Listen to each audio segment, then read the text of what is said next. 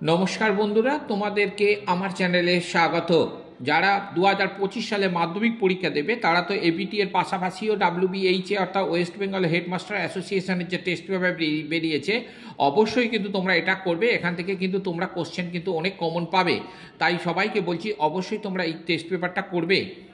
চলো তাহলে আমি এখন তোমাদের কাছে যে পেজটা আমি করে দেখাবো সেটা হচ্ছে জীবন বিজ্ঞানের যে ফার্স্ট পেজটা আছে, সেই পেজটা আমি তোমাদের কাছে সলিউশন করে দিচ্ছি।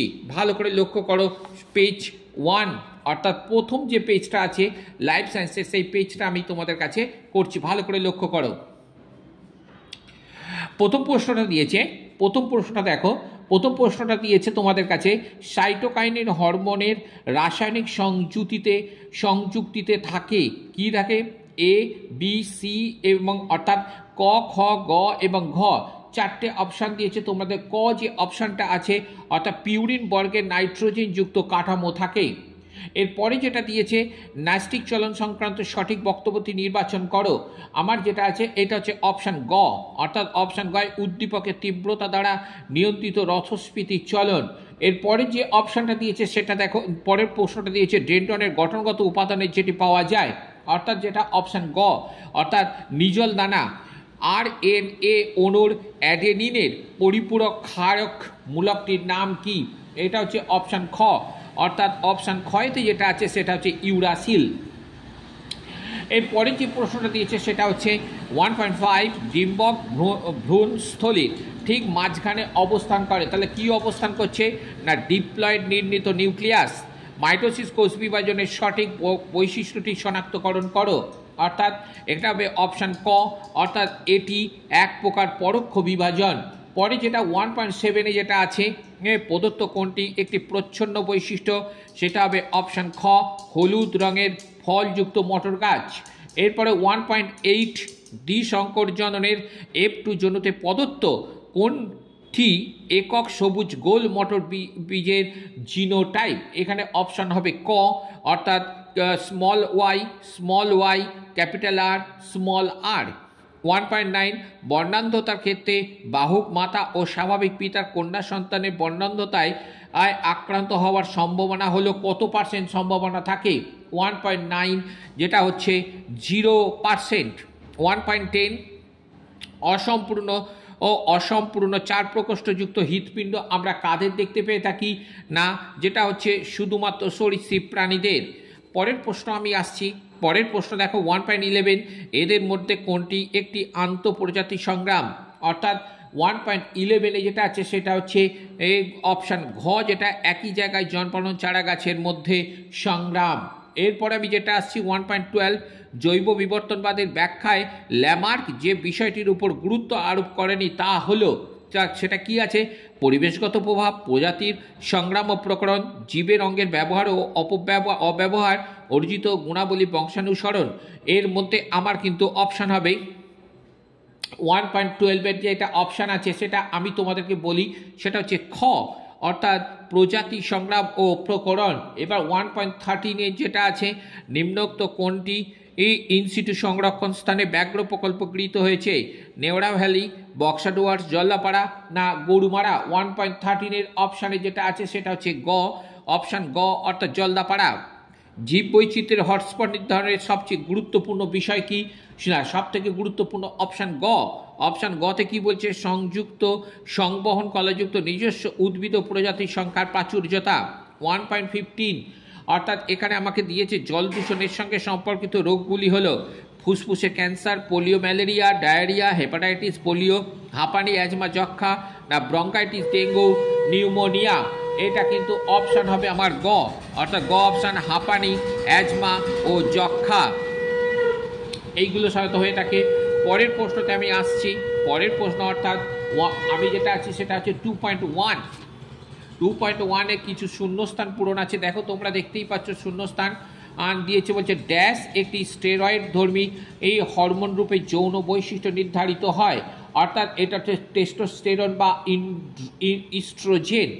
তারপরে অ্যাডেনিন একটি ড্যাশ জাতীয়, অর্থাৎ অ্যাডেনিন একটি পিউরিন জাতীয়। 2.3 বর্ণান্ধতার প্রচ্ছন্ন জিন কি করছে না হোমোজাইগাস। আচ্ছা, তারপর বলছে সক্রিয় লেজের অংশ মানুষের ক্ষেত্রে মেরুদণ্ডের শেষ প্রান্তে কক্সিস নামক এক প্রকার অঙ্গের পরিণত হয়েছে। নগরায়নের 5 বলছে 2.5-এ নগরায়নের জন্য সুন্দরবনের অঞ্চলে ড্যাশ উদ্ভিদ ক্রমশ কমে যাচ্ছে। অর্থাৎ এটা কি উদ্ভিদ ক্রমশ কমে যাচ্ছে না ম্যানগ্রোভ বা লবণাম্বু উদ্ভিদ। পরেরটা বলছে জলাশয় ইউট্রোফিকেশনের ফলে শৈবালের অতিবৃদ্ধি ঘটে থাকে। এবার আমি আসছি সত্য এবং মিথ্যা। আমার সত্য মিথ্যাতে তুমি দেখো 2.7 এসে ফোকাস দৈর্ঘ্য পরিমার্জনের ক্ষেত্রে লেন্সের কোনো ভূমিকা নেই, এটা সম্পূর্ণ মিথ্যে কথা। প্রোজেস্টেরন হরমোন গর্ভাবস্থায় বজায় রাখতে সাহায্য করে, 2.8 সত্য। ও ডিম্বাশয় শুধুমাত্র মাইটোসিসের ফলে উৎপন্ন হয়, 2.9 এটা মিথ্যা। অটোগ্রামি এই হলো স্বপরাগযোগের একটি কৌশল, 2.10 এই কথাটা সত্য।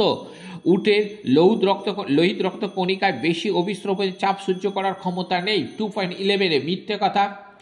2.12 কি বলছে না এমফাইসেমা জল দূষণের কারণে সংগঠিত শ্বাসতন্ত্রের রোগ, অর্থাৎ এটা হচ্ছে 2.12 কথাটা হচ্ছে মিথ্যা। পরেরটা আমি আসছি দেখো পিতবিন্দু। এই পিতবিন্দু 2.13 সাথে দেখো স্পষ্ট প্রতিবিম্ব গঠন করে। আচ্ছা, গঠন করে 2.14 আছে কোষ, আচ্ছা সাইটোকাইনেসিস, এটা হচ্ছে সাইটোকাইনেস 2. কোষপাত গঠন করে, অর্থাৎ কোষপাত। তার সঙ্গে হবে অযৌন জনন যেটা আছে, অযৌন জননটা হচ্ছে নিষেক এবং গ্যামেটের প্রয়োজন নেই, নিষেক এবং গ্যামেটের প্রয়োজন নেই। কুঞ্চিত বীজ হচ্ছে তোমার 2.16 কুঞ্চিত বীজ হচ্ছে প্রচ্ছন্ন বৈশিষ্ট্য। সমসমস্ত অঙ্গ 70 হচ্ছে মানুষের হাত এবং তিমির ফ্লিপার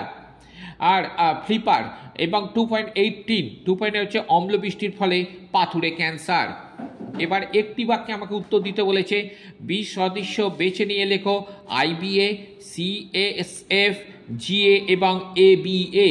এর মধ্যে CSF অর্থাৎ সেরিব্রোস্পাইনাল ফ্লুইড, এটা হচ্ছে 20 সদস্য। নার্ভ গ্যাংলিয়নের একটি কাজ বলছে স্নায়ু ক্ষত নিরাময়ে, এটি কিন্তু ক্ষত নিরাময়ে এবং নিউরো সিক্রেটারি পদার্থের ক্ষরণ করে। এবং পরেটা 2.21 নিউক্লিয়াস ও নিউক্লিয় পর্দার অবলুপ্তি ঘটে, প্রোফেজ ইস টু মেটাফেজ এবং নিউক্লিয় পর্দার পুনর্ভাব ইস টু, এখানে একটা ড্যাশ দিয়েছে, এটা হচ্ছে এটা হচ্ছে টেলোফেজ। পরেটা দ্বিসংকর জনন কাকে বলে? কোনো চরিত্রের সাপেক্ষে 2 জোড়া বিপরীত বৈশিষ্ট্যযুক্ত একই প্রজাতির 2টি জীবের মধ্যে সংকরায়ন এর নামই হচ্ছে দ্বিসংকর জনন। তারপরেটা হচ্ছে মিলার ও অসম্পূর্ণ প্রকটতার ক্ষেত্রে ফিনোটাইপ অনুপাত কত হবে? 1:2:1। মিলার ও উড়ের রাসায়নিক পরীক্ষায় উৎপন্ন 2টি জৈব যৌগের নাম লেখো। না আমরা জানি কি না গ্লাইসিন এবং ল্যাকটিক অ্যাসিড। 2.25 নিচের 4টি বিষয়ের মধ্যে যে 3টি বিষয়ের অন্তর্গত সেটি বিষয়টা খুঁজে লেখো। আমরা জানি সুন্দরল্যান্ড বায়োস্ফিয়ার রিজার্ভ, অর্থাৎ সুন্দরবনের বায়োস্ফিয়ার রিজার্ভ। 2.26 নাইট্রোজেন চক্রে সাহায্যকারী একটি অ্যামিনিফিকেশন ব্যাকটেরিয়ার নাম লেখো, যেটার নাম হচ্ছে ব্যাসিলাস মাইকয়েডিস। অর্থাৎ তোমরা ভিডিওটাকে স্কিপ না করে আর তোমরা আস্তে আস্তে সুন্দরভাবে তোমাদের খাতার মধ্যে প্রশ্নের উত্তরগুলো লিখে নেবে এবং অবশ্যই কিন্তু তোমরা যারা এখনও সাবস্ক্রাইব করোনি তোমরা অবশ্যই সাবস্ক্রাইব করে থাকবে। আজ এই পর্যন্ত দিলাম এবং তোমরা কমেন্ট করবে, যদি কমেন্টে বা তোমরা যদি কোনো প্রশ্ন জানতে চাও তাহলে কিন্তু আমি তোমাদেরকে সাহায্য করব, তোমরা আমার সাথে থাকবে, এইটুকু জানাই।